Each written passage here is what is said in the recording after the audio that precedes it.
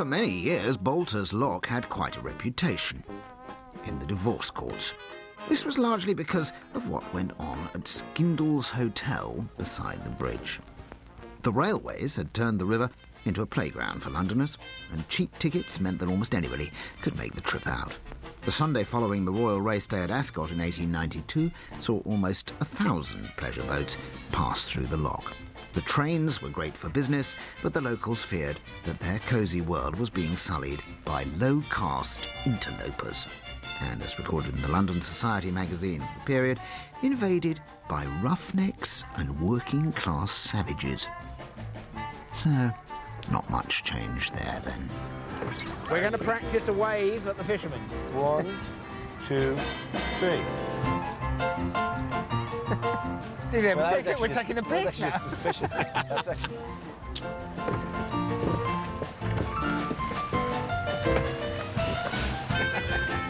They were waiting to wave.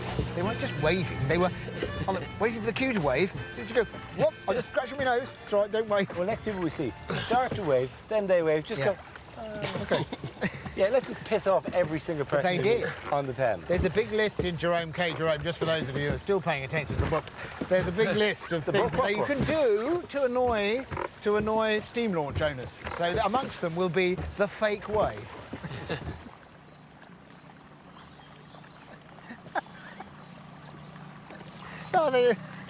It's a fellow skiff owner as well. Isn't this what he described in the book as being the sweetest stretch of river? He obviously wasn't rowing. Well, Rory, you haven't looked up yet to see how sweet it is.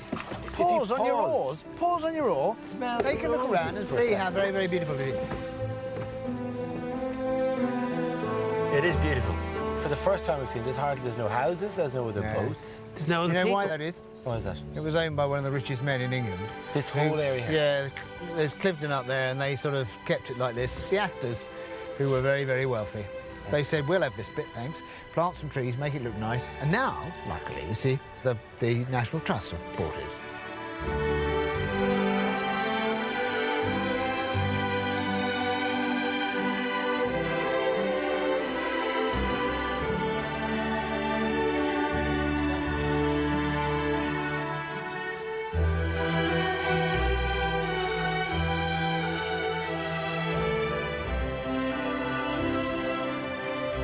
But it's so peaceful, quiet and delightful. Don't you think we should perhaps go and find ourselves a noisy pub? A little riverside pub to have a foaming mug of warm ale. We'll fetch us for a minute or two before we run scurrying to the first place that serves alcohol.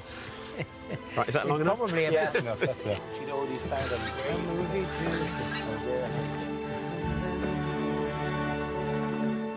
a By the end of day 2, we reach Marlow. And just like Jerome, we leave the boat by the bridge and put up at a hotel.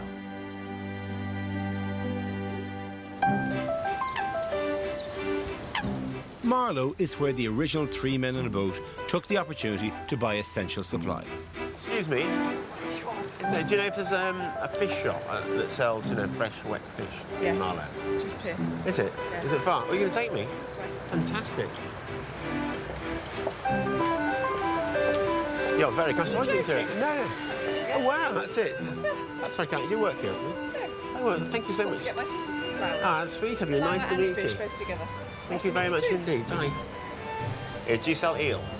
Jelly nails. That's lovely.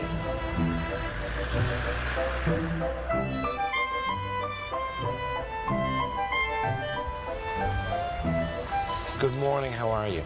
How are you? Listen, we are currently rowing down the river, and I think, just to avoid calluses or burns, 1 bottle of surgical spirit if I can, please.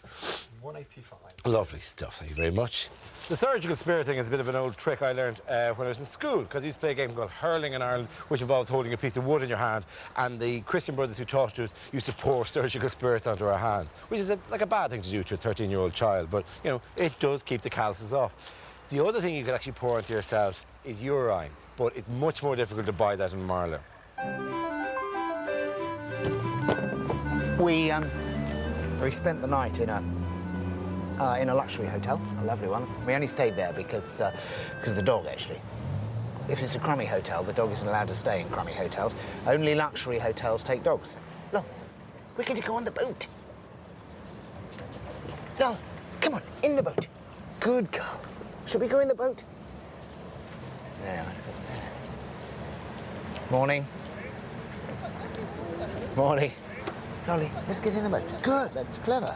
Yes, because you don't like being on the boat, do you? You think the boat is nasty, don't you? What? What's the matter? Look, don't touch the head. Don't touch the hairdo. She has exactly the expression of a sort of middle-aged lady tobacconist taken out on a racing yacht.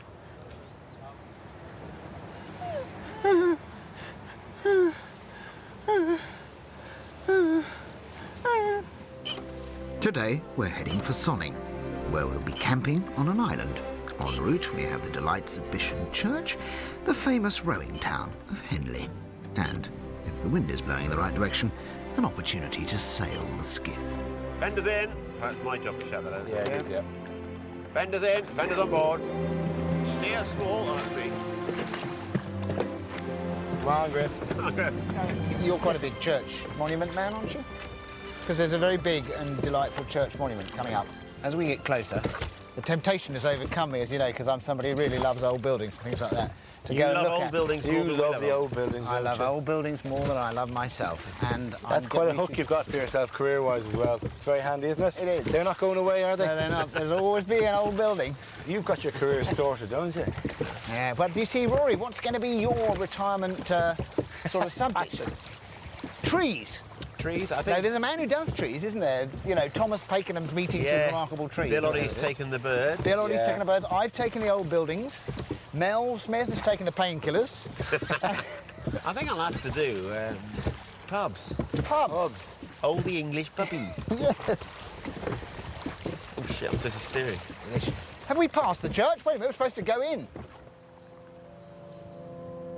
Old Jerome and his mates weren't too big on history, but he does say that if any tombs are worth visiting, then it's the tombs and monuments in Bisham Church. I think that's called damning with faint praise. That's Lady Hobie in the middle. And the rest of the figures here are sort of related to her. This is her daughter who's wearing ermine, you see. Wearing this is indicating that she got married to a lord. And the others are all her daughters, but she was married twice. These are the two sons who don't get to kneel before Mum, or even after Mum. They did well for themselves, and they're looking fairly camp, actually. They're leaning in a sort of Julian Carey way of death for the rest of eternity. With their hands on their hips, perhaps trying to hear the sound of angels, or going, what did you say, Doctor? That was the last thing they said. Can you repeat that, Doctor? But I think they could catch on, because I can just see Victoria Beckham having one of these made, couldn't she? You know, with young Brooklyn and Staten Island, or whatever they're called, all sort of, you know, kneeling behind her and saying, thank you, Victoria, for everything you've done for the family of Posh, for the Beckhams. Anyway, I think it's a wonderful thing. And as you can see, it stimulates conversation. And I'm sorry that Rory and Dara didn't want to see it. Which is your favourite Teletubby? I've never had a strong opinion on them, to be honest. Oh, yeah. I used to be very Tinky Winky, but I think I'm coming around to your view now. Rory, keen to be true to the spirit of the book and also to unequivocally demonstrate his musical prowess, has bought a banjo.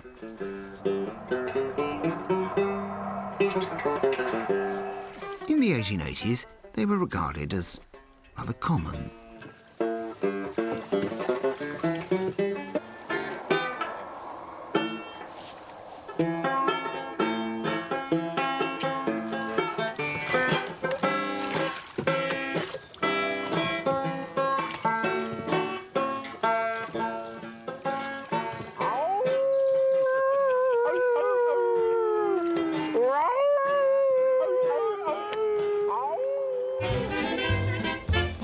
Our next port of call is the rowing town of Henley.